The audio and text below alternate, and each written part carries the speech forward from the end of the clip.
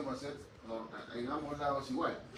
Pero si solamente aprexa uno y el otro demora, quiere decir que probablemente ese paciente haya tenido un daño pulmonar, ¿no? Por ejemplo, una neumonía, ¿no? Una tuberculosis, ¿no? Antes había muchos pacientes. Entonces, todos ustedes se pueden dar cuenta con una inspección normal, o sea, una inspección detallada del pulmón, ustedes van a ver cómo es la afectación, ¿no? Al final, es detectar alteraciones de forma, estado, superficie y movilidad. Puede ser estática y dinámica, ahorita vamos a ver. La inspección estática es para ver las deformidades del tórax, se dividen en congénitas y adquiridas. Algunas mencionamos y caracteriza el primer grupo del tórax acanalado. En la inspección estática, tú dices al paciente, tranquilo, no respires. Entonces tú ves la forma del tórax, ¿no? Entonces, ¿qué vamos a ver? Un tórax normal, la columna, un tórax normal, ¿no? Un tórax enfisematoso, ¿sí? Parece una manzana, ¿no? Un tórax enfisematoso, largo, anterior, posteriormente más largo. ¿Por qué? Porque el pulmón está lleno de aire, de aire, entonces comienza a crecer de atrás hacia adelante. Después tendremos un tórax cifoescoiótico, un tórax que está torcido, con la columna, por un problema de columna. Entonces está todo torcido. Tenemos un pectus excavatum. Cuando ustedes vean un pectus excavatum con tórax acanalado, como en el Marfa, van a ver esto de acá, ¿no? Hundido, ¿no? En la parte anterior del tórax. Y cuando escuchan de un pectus cainatum, es lo contrario, ¿no? Esto en vez de estar metido, está salido. Es un pectus cainatum, con tórax enquido. Muchos niños nacen con esos tórax, ¿no? Entonces van a tener problemas respiratorios, hay que operar. La inspección dinámica es obviamente con el paciente respirando. Ahí ustedes van a ver batimnia. ¿Qué es la batimnia? Es una respiración que tiene un aumento de la amplitud. La amplitud respiratoria, así como la frecuencia, como el electrocardiograma, viene así, ¿no? Son ondas así, ¿no? Entonces, estas ondas, la amplitud tiene que ser semejante, ¿no? Sin embargo, en una batimnia, la amplitud va a ser mucho más alargada, ¿no? Hay un aumento de la amplitud de los movimientos respiratorios sin modificación ostensible de su número, o sea, aumenta la amplitud y la frecuencia se mantiene. La bradimnia, disminución en el número de respiraciones, y la polimnia o hipernia es la respiración superficial. No se olviden que es diferente que la taquimia, ¿ya? La polimnia es una respiración rápida pero superficial, así como los perritos respiran, ¿no? En cambio, la taquimia se caracteriza por el aumento de la frecuencia respiratoria normal, cuando el paciente está con fiebre, está cansado, ¿no? Entonces, en la inspección dinámica, los trastornos del ritmo respiratorio pueden ser varios, un montón de respiraciones, ¿no? Hay algunos epónimos, como la respiración de Cheyne-Stokes, o ciclopnea, la respiración de Kussmaul, o respiración grande, la respiración de Biot. Tenemos también la respiración alternante y la respiración suspirosa, ¿no? Entonces, la respiración de Cheyne-Stokes, o ciclopnea, vamos a ver una respiración de diferentes tipos de amplitudes, ¿no? O sea, comienza despacito. Ahorita van a escuchar el examen. Van a ver que a lo largo como el paciente respira, el paciente va a comenzar a respirar más rápido, porque ahí comienza a bajar otra vez, ¿no? Por eso es una ciclopnea, ¿ya? Otra vez. ¿Ya? La respiración de Biot sigue puntos. La respiración homogénea, se pausa el paciente, otra vez respira. Así. ¿No? Por eso es de Biot. Y la respiración alternante, o de Kussmaul, es la respiración con mucha inspiración, ¿no? El paciente respira, otra vez respira. Entonces, ahorita vamos a ver los ejemplos, ¿no? Entonces, ¿qué vamos a examinar en la inspección dinámica? Primero lo que vamos a ver, lo que nos interesa ver de todo esto, es la frecuencia. La frecuencia es importante porque ahí vamos a ver cuántas veces el paciente respira, cuántas veces el paciente hace el esfuerzo respiratorio, ¿no? Eso es importante porque si es muy alto, quiere decir que el paciente necesita mucho oxígeno o hay un mal intercambio gaseoso a nivel alveolar que está produciendo que aumente la frecuencia respiratoria para tener mayor oportunidad de hacer el intercambio. Lo otro es que haya demasiada demanda de energía en el organismo. Ya lo hemos visto en la clase anterior. Al demandar bastante energía en el organismo ¿qué necesitamos? Mayor oxígeno, ¿no? Para la célula. Entonces aumenta la frecuencia respiratoria. O disminuye, ¿no? Si es lo contrario. Después tenemos el ritmo. El ritmo es para identificar los tipos de respiración, ¿no? El Kushmaul, ¿no? Y así, ¿no? Después tenemos la amplitud. La amplitud, ya le dije, la onda, y la simetría es para ver si son homogéneas. Todo eso tenemos que examinar. Obviamente que al ojo humano solamente vamos a distinguir algunas alteraciones, ¿no? Tendríamos que estar bien desarrollados y tener bien claros los patrones respiratorios para poder identificar los tipos de respiraciones específicas, ¿no? Pero eso se logra con el tiempo, ¿no? Si ustedes son neumólogos, van a tener mayor precisión en esto, ¿no? Este es el profesor Yasik, ¿no?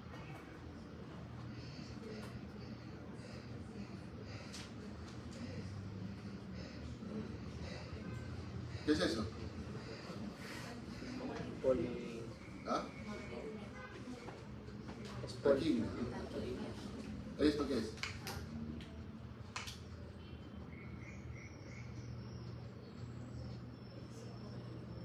¿Qué ven ahí? ¿Ah? Parecido, no es pero es una respiración anómala. Si ustedes ven un paciente que respira así, probablemente haya tenido un colapso pulmonar en este lado, ¿no? No funciona este pulmón. Por eso que solamente respira un solo pulmón, ¿no? Y si ustedes ven el tórax, van a ver que este tórax es más reducido, los espacios intercostales se reducen, porque no hay pulmón, ¿no? Hay personas que pierden un pulmón, un lóbulo del pulmón, por la tuberculosis, por la neumonía, y van a respirar por un solo lado, ¿no? Entonces los espacios intercostales del otro lado van a estar aumentados. Acá, a ver, ¿qué ven ahí?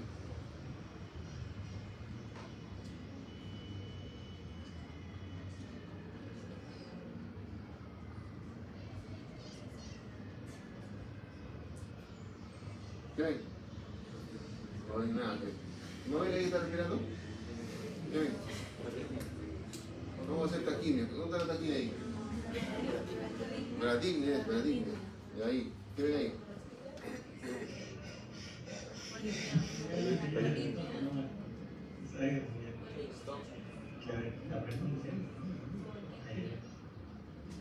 ¿Polimnia? Mire.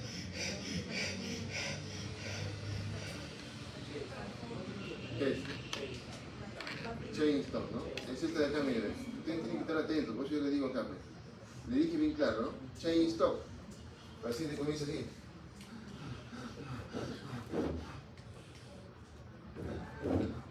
¿Ves? Es chain stop, ¿ya?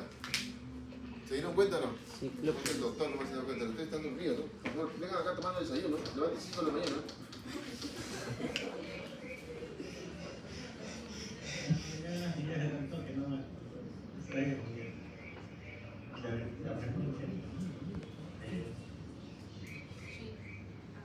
La palpación. Después de la inspección, entonces se continúa con la palpación. Si ustedes inspeccionaron, muchos de ustedes no van a detectar nada porque están concentrados en otra cosa. Para lo que detecten, ya, entonces ustedes ya focalizan, ¿no? Si hay una respiración heterogénea, con predominio en el lado derecho, entonces ustedes están sospechando que probablemente en el pulmón izquierdo hay una teletasia, hay una lobectomía, a veces por quistes en la sierra hay bastantes, quistes diatídicos, se impregnan en parte del pulmón y les tienen que sacar ese lado. Entonces hay lobectomías, el pulmón está a mitad. Entonces ustedes ya están sospechando, ¿no? En fin, ¿no? Por favor, ustedes son médicos, tienen que ver al paciente de otra manera. O sea, una persona normal se ríe, no es torcido, ¿no? Pero ustedes no, pues ustedes son médicos, van a ser médicos, entonces tienen que buscarle la explicación a las cosas. ¿Ya? Entonces, después de la inspección viene la palpación. En la palpación, ¿qué viene? De palpar, ¿no? De tocar. Acá ustedes van a sentir a través de las manos cómo en la respiración, si hay una vibración por ahí que ustedes tengan que sentir. Pero no solamente eso, sino también van a palpar qué cosa. Los ganglios, ¿no? de la parte blanda, de los ganglios, del cuello, de las axilas, van a palpar el movimiento respiratorio, los frémicos, las vibraciones vocales.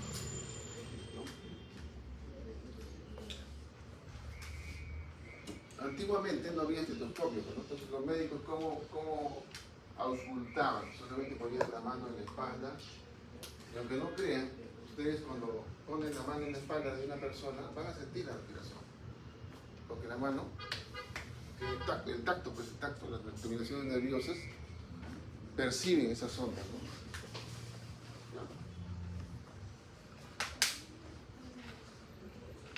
Entonces la exploración generalmente forma parte del examen. Van a ver los ganglios a diferentes niveles, ¿no? La palpación es bilateral y simultánea para que sea comparativa. Las características de los ganglios en el caso de ser palpables se describirán con base en su número, mono o poliadenitis, ¿no? O sea, si hay una monoadenitis quiere decir que hay una inflamación de un solo ganglio. Poliadenitis, ¿qué quiere decir? Inflamación de una cadena ganglionar. Puede indicar una infección generalizada del pulmón, ¿no? Los ganglios de la axila se palparán entonces en el brazo homolateral en 3 posiciones para conseguir un mejor acceso. Entonces ahí vemos la imagen, ¿no? En la flexación superior, las manos sobre los huecos supraclaviculares, ¿no? Y van a ver ustedes, se utilizan como maniobra de flexación superior e inferior. La flexación superior se coloca las manos en ambos huecos y con los pulgares tocando las apófisis espinosas. ¿Ya? La mano del explorador debe colocarse con suavidad y sin realizar presión para permitir el movimiento libre del tórax. La flexación inferior se coloca, para que ustedes puedan palpar la flexación inferior, se colocan las manos en esa forma y ahí va, el paciente respira, ustedes van a palpar, ¿no? No se trata que presionen, solamente colocan la mano. Movilidad del tórax, palpan mano adelante y atrás y el paciente que respire, ¿no? Lo normal es que el tórax se expanda, ¿no? Regrese, se expande y regresa. La palpación de las vibraciones bucales lo pueden hacer en ese orden, 1, 1, ¿no? 2, 2, 3, 3, 4, 4, ¿ya? En ese orden.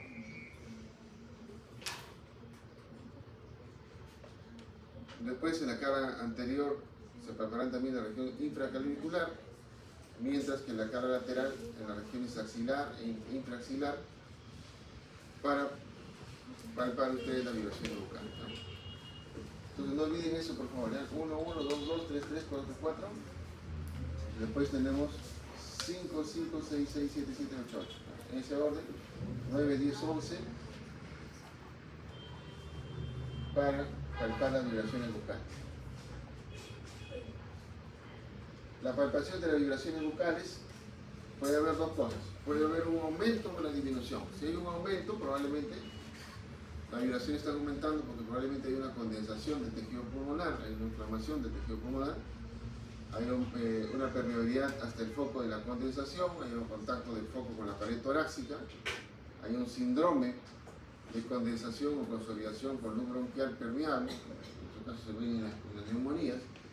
Hay una cavidad pulmonar voluminosa periférica en comunicación con un bronquio rodeada por parenquima consolidado. Puede ser un problema de una tuberculosis asentada. Y cuando hay una disminución de las vibraciones bucales, cuando la función de la luz por una telectasia, un síndrome de condensación con bronquio obstruido, un enfisema, una paquipleuritis, derrame pleural, entre otras cosas. La obesidad también puede producir una disminución de las cuerdas bucales, de las vibraciones de las cuerdas bucales, ¿no? La abolición total de las vibraciones, si ustedes no escuchan nada, eso puede indicar dos cosas: que no está pasando la onda sonora por el pecho del paciente. Eso puede ser, ¿por qué? Porque hay una obstrucción. O puede ser un derrame pleural masivo, o sea que todo el espacio de la pleura esté lleno de líquido. O puede ser un neumotórax completo, que esté lleno de aire, ¿no? O de un neumotórax también, ¿no? Preso pleural. La percusión. Como ven ustedes, se hacen pequeños golpes, simulando la mano como si fuera un martillo. Y ustedes ahí, ¿qué van a escuchar? Van a escuchar ruidos, ¿no? ¿Qué ruidos van a escuchar? Dependiendo de la zona, pueden escuchar Ustedes tienen que hacer, o sea, ustedes nunca pueden hacer una percusión para un solo lado. Si no van a examinar, siempre a ambos lados, al mismo nivel, ¿no? ¿Suena igual? No. Al mismo nivel. Siguiendo el orden, ¿no? Ustedes tienen que escuchar si a ambos lados suena igual. Entonces tiene que ser comparativa y al mismo nivel, digamos, ¿no? Entonces acá, en la percusión, primero corresponde el claro pulmonar, el cual se obtiene al percutir el tejido pulmonar normal. Entonces, cuando ustedes quieren escuchar a un paciente que sospecha que está mal, primero tienen que conocer cómo es un ruido normal. Segundo, corresponde a la matidez, cuando es el resultado de percutir sobre el hígado y el corazón. Ustedes percuten a nivel del hígado, van a escuchar un ruido seco, como cuando hacen en una pared de concreto, es un ruido seco, ¿no? Igualito, acá se escucha. ¿Por qué? Porque atrás de la caja torácica queda, a ver, un órgano como el hígado, ¿no? Sin embargo, si no hay nada, entonces van a escuchar así como esto, ¿no? Es un ruido muy fuerte, ¿no? Después, sonido timpánico, el cual se genera al percutir en el estómago, ¿no? Timpánico, hay timpanismo, porque pues como una bolsa de aire, ¿no? ¿Ya?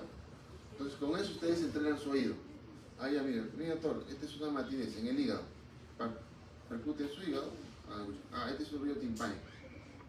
Ustedes vivos pueden palpar, ¿no? De percutirse. O a un familiar o a sus hijos. Sonidos obtenidos en la percusión del tórax, sonoridad, se obtiene percutiendo el pulmón aireado, ¿no? Es un sonido de intensidad fuerte, tono bajo y duración prolongada. Y si ustedes quieren escucharlo bien, lo van a ver en la zona infraclavicular. Ahí se escucha clavícula. La matidez aparece cuando se percute sobre un pulmón privado totalmente de aire.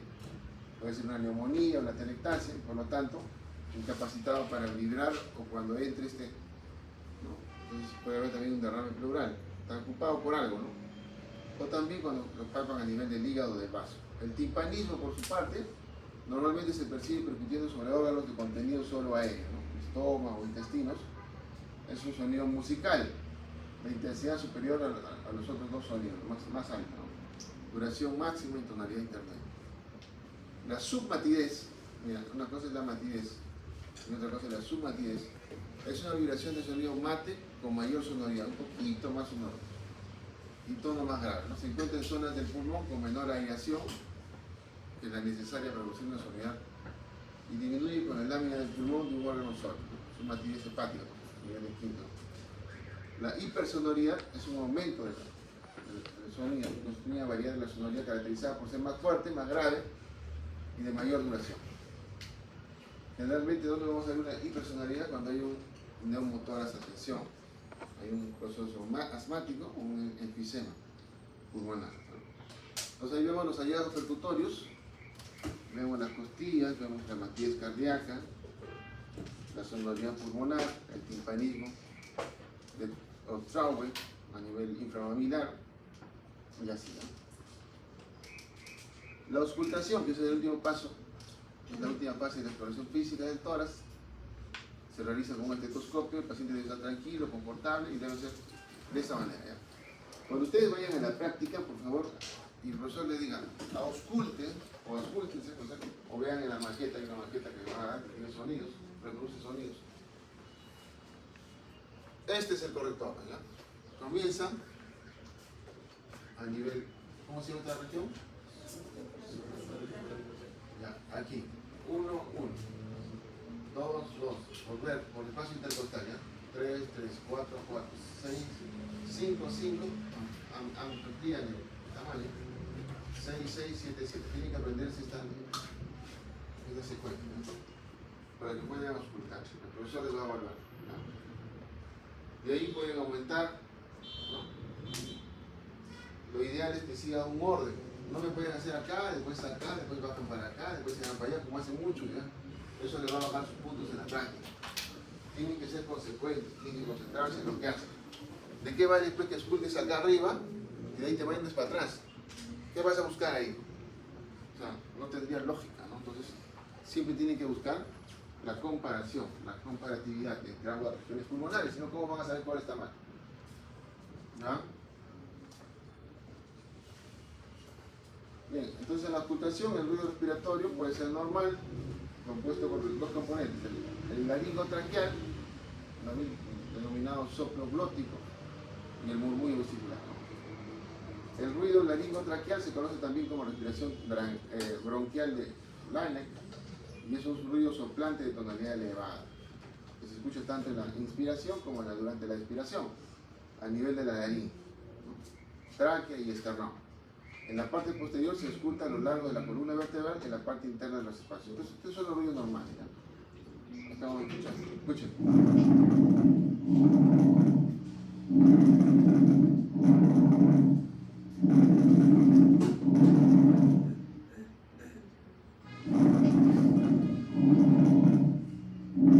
Ese es un ruido normal, laringotraqueal. Porque esta es una zona de cartílago, se va a escuchar como un tubo. Más abajo. ¿Escuchan? Como ven, casi la misma cantidad de aire que entra, sale. Hay una pequeña capacidad residual, pero no se siente. Para que ustedes vean cómo tiene que sonar. Ahora, el ruido respiratorio, el ruido vesicular se escucha en todos los sitios del tejido pulmonar, se escucha con mayor claridad en las axilas, debajo de las clavículas y en las regiones supraclaviculares. Se clasifica como ruido respiratorio normal, aumentado, disminuido o ausente. Miren, eso es normal.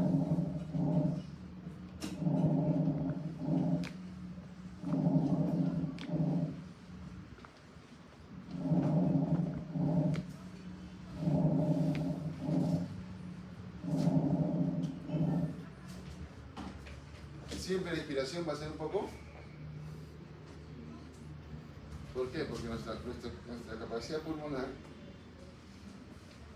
siempre va a quedar un volumen residual, ¿no? Ese volumen residual va a quedar en los pulmones. Entonces, que cuesta de una inspiración siempre queda ahí. Muy bien, la auscultación de soplos también lo pueden hacer en la respiración broncovesicular, el soplo laringotraqueal, ¿no? En la respiración broncovesicular y el murmullo vesicular, ¿no?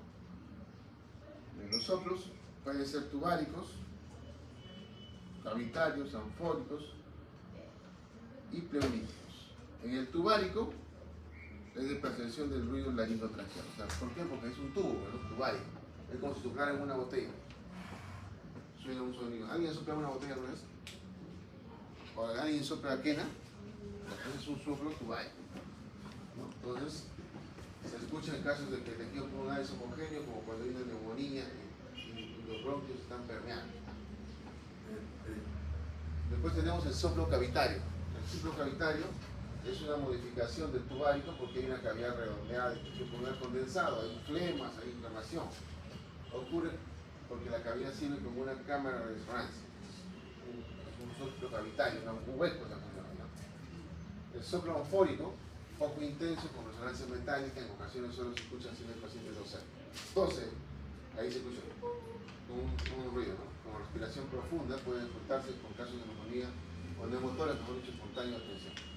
Y el soplo pleurítico es un soplo tubárico modificado, referente sobre todo en la expiración. Se escucha más claramente en la zona en la que el pulmón está rechazado, entre la columna vertebral y la escápula, ahí donde hay una conexión de líquido, ahí se escucha.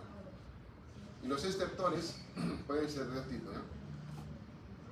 Pueden ser estertores que son ruidos anormales que acompañan a la respiración normal, y cada uno tiene un significado diferente. Si ustedes escuchan crepitantes, generalmente y casi siempre el crepitante suena como si cuando ustedes agarran su pelo y lo frotan entre sí, ¿no? Ese ruido que ustedes escuchan es un crepitante. ¿Ya? Así lo van a escuchar ahorita, ¿ya? Y eso se asocia ¿a qué? A un proceso de condensación alveolar, una neumonía probablemente. Ya. Los subcrepitantes por su parte se auscultan a lo largo de todo el ciclo respiratorio y se modifican por acá. Ahí te van a escuchar un crepitante.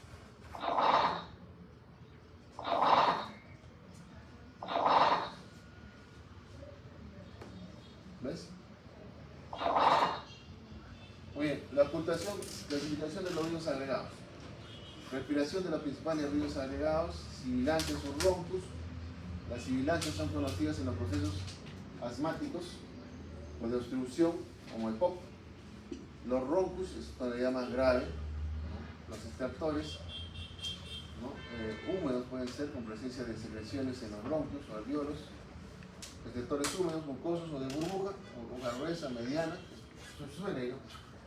Como una burbuja. Extractores crepitantes y así, ¿no? La auscultación, resonancia bucal, hay también variaciones en la resonancia bucal. Tenemos lo que es la broncofonía, la egofonía y la pectoriloquia, ¿no? Eso por favor aprenderse. La broncofonía es la voz llega al oído con mayor intensidad de resonancia en condiciones normales. Se encuentra en zonas de condensación pulmonar, ¿no? Entonces ya con mayor intensidad, ¿por qué? Porque hay una broncofonía, probablemente hay un problema pulmonar, una neumonía, algo así, ¿no? Ahora, la egofonía es la modificación de la voz transmitida que se escucha estridente, aguda o con un carácter tembloroso. Es característica de la pleuritis, cuando hay infección pleural, cuando hay derrame, ¿no? Y la pectoriloquia se encuentra en las zonas de condensación, pero a diferencia de la broncofonía, en esta las palabras se reconocen con claridad, se escucha muy bien la palabra. ¿No han visto? Cuando un paciente está mal con neumonía, su voz sale muy nítida, ¿no? Eso se llama pectoriloquia, ¿no? Se le llama áfona cuando la voz del paciente cuchichea, se oye con claridad. Esto ocurre en la condensación y en la pleuritis seca. Escuchen.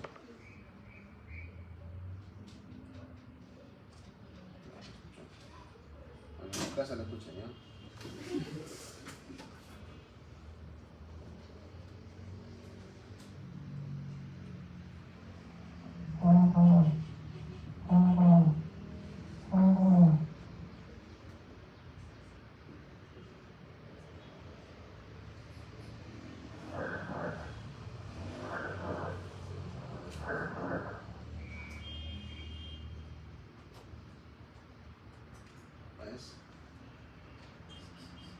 Conclusiones, el reconocimiento topográfico es importante palpar hacer la percusión torácica y no se olviden que la membrana del estetoscopio se tiene que apoyar firmemente sobre el tórax desnudo para que puedan hacer una adecuada auscultación, ¿no?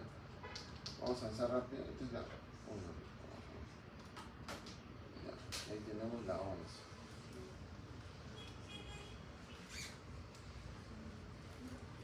La siguiente clase es más sencilla porque ya lo hemos visto. Es tos. Dice, Rómulo de 50 años consulta por tos seca nocturna de 3 meses de evolución, lo despierta y se acompaña con sibilancias. Si escucho sibilancias, probablemente, ¿qué puede hacer? Un proceso obstructivo, ¿no? Y sensación de opresión torácica. Ah, mira, 50 años hay opresión torácica. Pueden ser sibilancias, pero hay opresión torácica. Quiere decir que le falta el aire, duele el pulmón. Entonces, como único antecedente de importancia, refiere rinitis estacional con abundante secreción serosa. En el momento de la consulta estaba asintomático y no tenía hallazgos patológicos en el examen físico. Los estudios de laboratorio en la sangre y la radiografía se sean normales. ¿Qué datos de la historia jerarquiza para orientar el diagnóstico? De acuerdo con la institución, solicitaría algún estudio. Lo vamos a ver más adelante, ¿no? 50 años, no se olviden, ¿no? 3 meses de evolución. Quiere decir que es agudo o crónico. No puede ser un asma, ¿no? Entonces, piensen, 50 años, paciente varón, tos seca nocturna. Puede ser un EPOC, ¿no? Hay que preguntar qué cosa. Si fuma, no fuma, bueno, hábitos. Tos, entonces. La tos es la contracción espasmódica y repentina de los músculos respiratorios que tiende a liberar el agua respiratorio, las secreciones y cuerpos externos. Entonces, en la tos no piensen que es malo, ¿ya? Es una reacción de querer liberarse el pulmón de algo. Bueno, si palpa que hay rígido, entonces la tos nos va a ayudar a expectorar ese líquido. Si hay un cuerpo extraño, tosemos, ¿no? Lo botamos. Entonces, ese es un reflejo defensivo que en muchos casos no solo debe ser inhibido, sino facilitado, ¿no? Porque a veces, cuando escuchamos que hay flemas, arrastre de flemas, hay crepitantes, hay ruidos que nos indican que hay arrastre de flemas, entonces le damos mucolíticos, algo que ayuda a que los mucos se disuelvan, expectorantes, que incentivan la tos, y fisioterapia respiratoria para que vuelva, ¿no? Pero en algunos episodios, esa tos también anómala puede producir problemas cardíacos. Ustedes cuando tosen, el corazón se pausa de alguna manera. Y si esa respiración, esa tos es bastante prolongada, muy continua, no va a dejar trabajar bien el corazón, entonces hay que detener. Doctor, una consulta, en todo caso, ¿en qué caso se da oxígeno de fenómeno? Antitusígeno. ¿En qué caso se da? El antitusígeno se da, por ejemplo, en pacientes cardiópatas, en ancianos, en viejitos, pacientes con cáncer. Se le trata de dar antitusígeno, ¿no? Pero no nos conviene que tosan con esos pacientes, están a la cruz. Los pacientes que están convalecientes, ¿no? Ahí, ¿qué se le puede dar? ¿No? O sea, el antitusígeno es que no tosa, pero eso no quiere decir que no va a botar la flema. Entonces le da mucolíticos.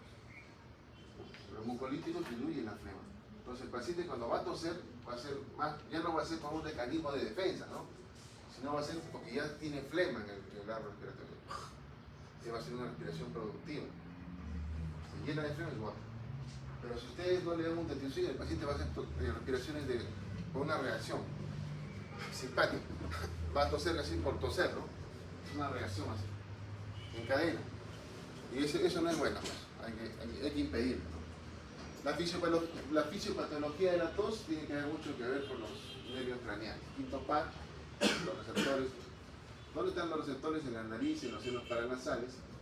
Los nervios craneales del quinto par, en la región posterior de la faringe está el noveno par, ¿no? Y a nivel del pericardio, diafragma, oídos, tráquea, bronquios, pleura, esófago y estómago, el décimo par.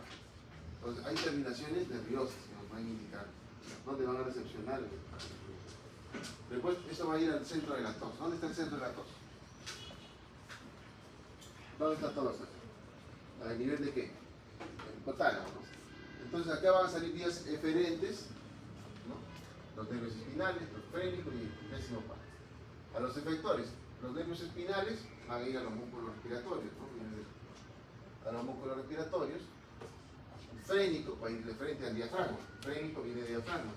Y el décimo par va a ir a la laringe, a la tráquea y a los bronquios, ¿no? Entonces, eso va a hacer que tosa.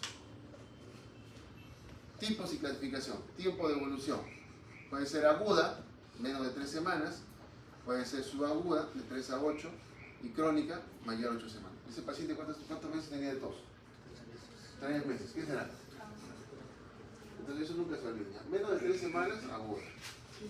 De 3 a 8 semanas, subaguda. Mayor a 8 semanas, más o menos 2 meses, probar. Punto de vista clínico, seca, no moviliza secreciones. ¿No? ¿Qué quiere decir seca? No moviliza secreciones. Tose, no moviliza secreciones. Entonces, esa tos no puede estar cada rato, hay que inducir. Cuando es una tos seca, hay que tratar de evitarla. Supongamos que sea un paciente, el paciente con tuberculosis tiene una tos pequeñamente productiva. Pero cuando tose, bota el Helicobacterium tuberculosis. Pues hay que evitar tos, porque contamina, se produce mascarillas y daños inclusive. Ellos por mecanismo de defensa, al detectar la cantidad de bacterias, van a comenzar a toser. Entonces la tos húmeda puede ser productiva y no productiva. ¿Ya? Tipos y clasificación. La tos ferina o tos quintosa, producida por qué? Cuando escuchen ustedes tos ferina, tos quintosa, nunca se olviden del coqueluche. Es una enfermedad con tos convulsiva, como le llaman. Eso se produce por una bacteria que es la Mortadella pertussis, ¿no? De ahí su nombre, ¿no? Se inicia con expiraciones violentas y explosivas, a las que sigue una inspiración intensa y ruidosa, espasmo de la glotis. Los accesos terminan con la eliminación de mucosa escasa, o sea, ya lo último que hay sale, pero ya no hay flema, ya porque sigue tosiendo el paciente. Pegajosa, son emetizantes, tipo vómito, ¿no? Dan náuseas, la norma de vomitar, y predominan por la noche. Este tipo de tos quintosa, ¿no? El Estado nos protege con la vacuna, ¿no? Hay una vacuna contra la tos ferina, ¿no? ¿Visto? Desde el calendario vacunal. O sea, si ustedes detectan esa tos, tienen que reportar inmediatamente, ¿ya? Por esos contagios. Es una enfermedad reportada. No debería haber, porque ya están vacunados todos, ¿no? Pero podrían encontrar, ¿no? La tos coqueluchoide, sin embargo, es parecida, pero ustedes no confundan. Tienen que preguntar, señora, ¿su hijo se vacunó? ¿Tiene todas sus vacunas? Sí. ¿Segura? ¿La verdad es que no, sí tiene. Ah, ya. Entonces probablemente no sea una tos ferina, sino una tos con peluchón, es parecida a la pulperina, pero falta el componente inspiratorio. Acá no se olviden que el componente inspiratorio que era una respiración intensa y ruidosa, ¿no? Espasmo del glótico, que se cierra la glótica. En cambio, acá no hay. Hay excitación del nemo gástrico generada por tumores de es una tos. Van a escuchar, ¿ya? Muchos creen que la pertusis, también conocida como tos ferina o tos convulsa, ha sido erradicada. En realidad, hay 16 millones de casos cada año que causan casi 200.000 muertes en infantes. Por eso hay que tener mucho cuidado. En su casa no hay. Entonces, no se olvide que ustedes detectan una tos peluchoide. O sea, tampoco pueden decir que no hay, ¿no? Como dice Gato, hay muchos errores en la vacunación. Y eso puede generar, obviamente, que no esté inmunizado. Si ustedes detectan, hasta que no se demuestre lo contrario, ustedes piensen que es una tos ferina, ¿no? Tos ronca o perruna, es como el perro. ¿Han escuchado el perro cuando tose? Es una tos ronca, una seca, intensa, esos son turnos, y es provocada generalmente por una laringitis glótica o una subglótica. La tos bitonal es de dos tonos, bitonal, por la vibración diferente de las cuerdas vocales debido a la parálisis de una de ellas generada por compromiso aéreo recurrente a causa de tumores de estudio. Y la tos emetizante es la que provoca vómitos, habitualmente en niños, ¿no? La pertusis provoca vómitos, es una tos emetizante, que vomita. Es una tos persistente. Entonces, en esos casos, ¿qué van a hacer? Un antitussígeno, ya le ponen metrofano. No se permite que los niños comiencen a vomitar, ¿no? Ya es una tos, no es normal, ¿no? Hay una hiperexcitación de los receptores de la tos. Entonces, hay que inhibir. Dextrometorfano, ¿qué otro inhibidor de la tos conoce? ¿Ese que estamos? Eso tiene otra sustancia natural, ¿no? Es la codeína. La codeína que viene del loco. Inhibe. Entonces, en casos extremos, ya que el paciente tiene, sobre todo en el paciente ya que es demasiado tos y ya se puede alterar la frecuencia cardíaca, todo eso, se le mete su ampolla de codeína. Y con eso ya el paciente ya no tose.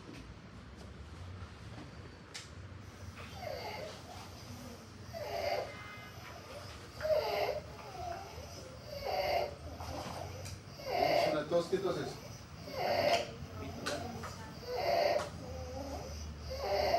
Tos perruna, ¿no? La etiología, las enfermedades de la vía alta, torrinitis, todo. Enfermedades broncomusculares, bronquitis, ¿no? Las enfermedades de la pleura, pleuritis, enfermedades cardíacas, insuficiencia cardíaca izquierda. Ya lo hemos visto, ¿no? La insuficiencia cardíaca izquierda, ¿qué da? Insuficiencia cardíaca izquierda, ¿recuerdan? Flujo retrógrado. Está de dedo en el pulmón, entonces hay una tos, se llena de agua el pulmón. ¿No se acuerdan que le hemos hablado de chulo? La insuficiencia, no se olvide, que también se llama regurgitación. ¿Ya por qué? En una insuficiencia, la sangre va de dónde? De atrás hacia adelante, porque la válvula es incompetente. ¿No? ¿Se acuerdan? Ventrículo derecho, aurícula derecha. Ventrículo izquierdo, aurícula izquierda. Y aurícula izquierda, ¿a dónde va? Vena pulmonar. Entonces, condensa, pero entonces eso puede ser un regreso de la sangre al pulmón, ¿no? Muy bien. Complicaciones de la tos, cansancio, fatiga, porque aunque ustedes no crean, cuando ustedes tosen pierden energía, porque trabajan todos los músculos respiratorios, todos los músculos no trabajan gratis, ¿no? Cuando ustedes corren, cuando ustedes hacen cualquier cosa, se cansan, ¿no? Lo mismo, los músculos torácicos. ¿Cuántos músculos respiratorios conocen? Son varios músculos. Entonces, eso genera obviamente un gasto de energía. Neumotoras, complicaciones de incontinencia urinaria, dolor torácico. El enfoque diagnóstico, entonces, la anamnesis, no se olviden, el tiempo de evolución, si es aguda, crónica, es importante saber eso, ¿no? Es importante saber eso, ¿no?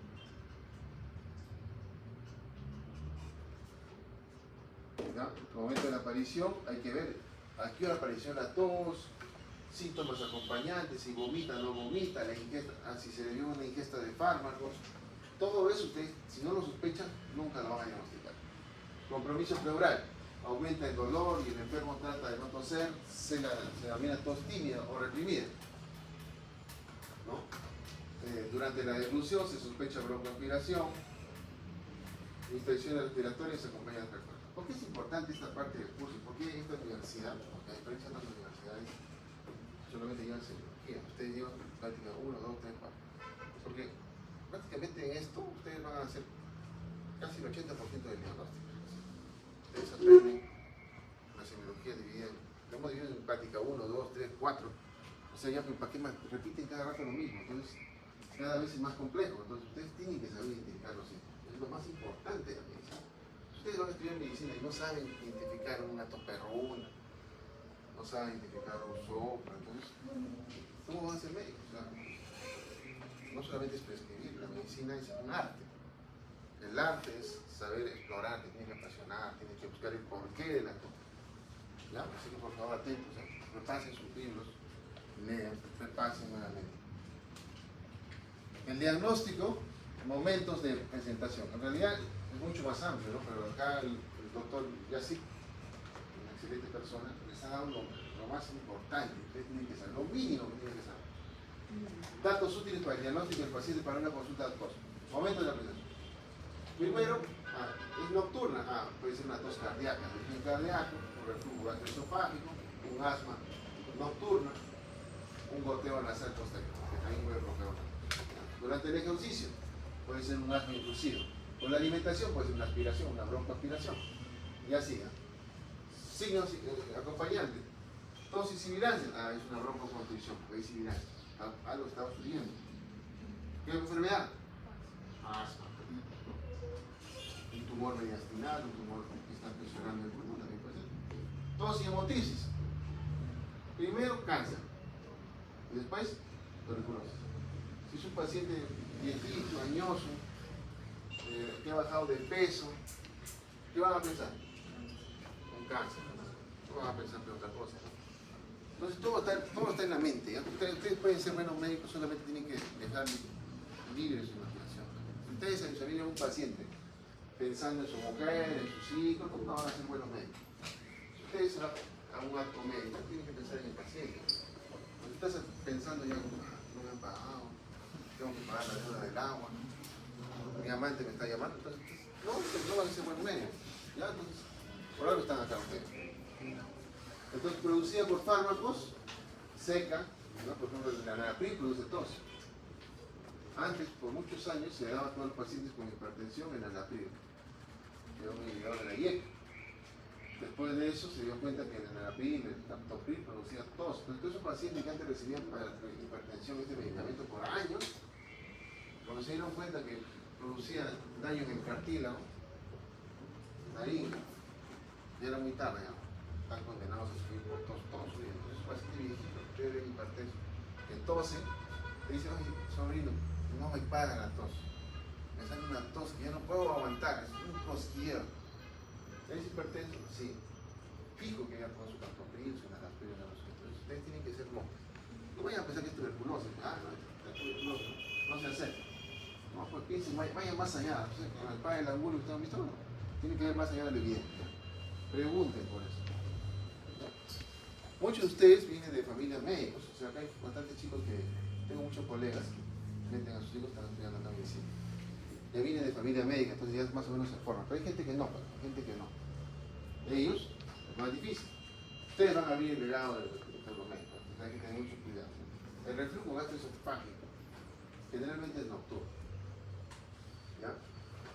También puede producir, no es que regresan al árbol, puede meterse el árbol respiratorio y se produce una tos ácida, picante. ¿Ustedes han tenido reflujo alguna vez? ¿Ya? Y sienten ahí que le pican, a veces llega hasta la tráquea. Entonces eso hay que tener mucho cuidado. Orientado al interrogatorio, ¿no? Hay que preguntarle los síntomas, los exámenes complementarios. Lo vital, pues, si es un ecocardiograma, EKG para qué? Para el corazón, ¿no? Para el pulmón que sea. Una radiografía toda. Lo mínimo que tiene que hacer una radiografía, ¿no? De ahí si puede una laringoscopía, una fibroscopía, un gastro, para ver, a veces en el esputo no sale una muestra efectiva, ¿no? Y hay que siempre hacer estudios adicionales. Conclusión de la tos y sus síntomas acompañan numerosas afecciones, no pueden pensar que es una sola cosa, porque muchos dicen tos, tuberculosis. Y en la década de los 90, 2000, había mucha discriminación. Tosía, ya te hacían así, tuberculosis. porque había mucha tuberculosis en el campo. Pero ustedes tienen que ir más allá, lo repito de una vez, no más allá, no piensen que todo es tuberculosis. Muy bien, comentario del paciente, la consulta era tos seca nocturna, sugiere 3 diagnósticos prevalentes: insuficiencia cardíaca, porque había presión torácica, reflujo gastroesofágico, porque es nocturno, no se olviden. Y por último, claro. Muy bien, nos queda 2. 10, 11, la 12. No son clases chiquitas, pues sí, pequeñitas. ¿Ya? El morticis es un síntoma. Entonces,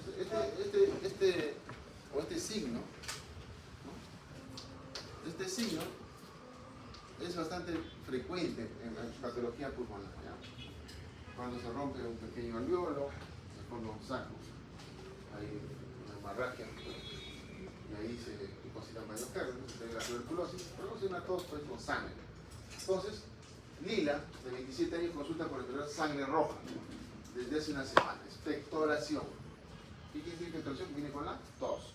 Sangre. De los 27 años. ¿No? Ahí pues, hasta ahí nomás. Hasta acá, ¿qué diagnóstico sería? 27 años con sangre. Expectoración. Hasta ahí podía empezar una tuberculosis. En el último mes presentó episodios febriles diarios vespertinos y pérdida de peso no tuberculosis. Convive con su padre y su hermano, quienes están medicados con